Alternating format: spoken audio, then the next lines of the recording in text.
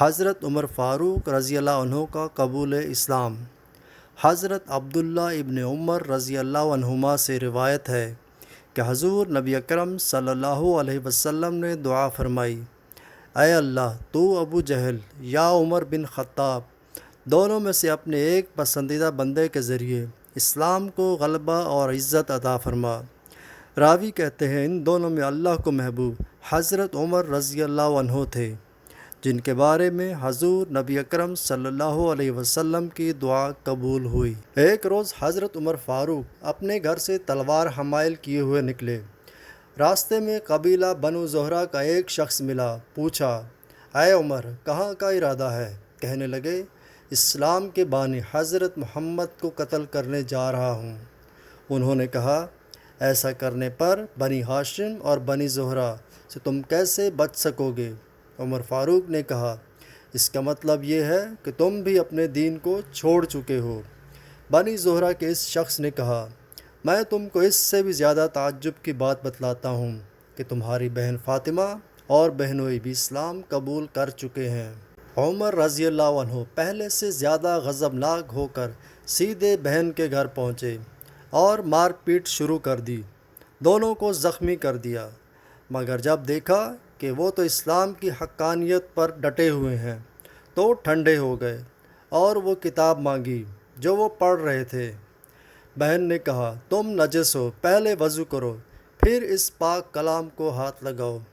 ایک طرف حضور اکرم صلی اللہ علیہ وسلم کی دعا اور دوسری طرف بہن اور بہنوئی کا اسلام پر مضبوط عقیدہ عمر کے قلب و ذہن کو متاثر کیے جا رہا تھا کہ سورہ طٰہٰ کی اس آیت پر نظر پڑی، بے شک میں ہی اللہ ہوں اور کوئی دوسرا میرے سوا معبود نہیں، اس لیے تم میری ہی عبادت کرو اور میری ہی یاد میں نماز پڑھو۔ پھر تو آپ کا جسم پانی پانی ہونے لگا اور حضور اکرم صلی اللہ علیہ وسلم کے دربار میں حاضری کی خواہش ظاہر کی۔ حضور اکرم صلی اللہ علیہ وسلم اس وقت کوہ صفا کے مکان میں تشریف فرما تھے۔ عمر رضی اللہ عنہ دربار رسالت میں حاضر ہوئے۔ وہاں حضرت امیر حمزہ اور دوسرے صحابہ کرام بھی موجود تھے۔ حضرت حمزہ نے فرمایا، اگر تو عمر اچھے ارادے سے آئے ہیں تو ٹھیک، ورنہ آج بچ کر نہیں جا سکتے۔ سرکار دو عالم صلی اللہ علیہ وسلم نے فرمایا، عمر کو اندر آنے دو۔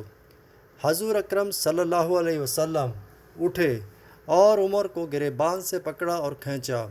حضرت عبداللہ ابن عمر رضی اللہ عنہما سے روایت ہے کہ حضرت عمر رضی اللہ عنہ جب اسلام لائے تو حضور نبی کریم صلی اللہ علیہ وسلم نے ان کے سینے پر 3 دفعہ اپنا دست اقدس مارا اور آپ صلی اللہ علیہ وسلم یہ فرما رہے تھے، اے اللہ، عمر کے سینے میں جو غل یعنی سابقہ عداوت کا اثر ہے اس کو نکال دے اور اس کی جگہ ایمان ڈال دے۔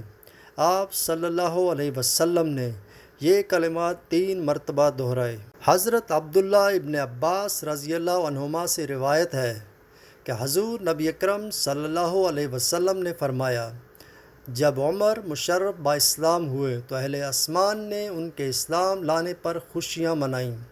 اس حدیث کو امام حاکم نے روایت کیا ہے اور کہا کہ یہ حدیث صحیح ہے۔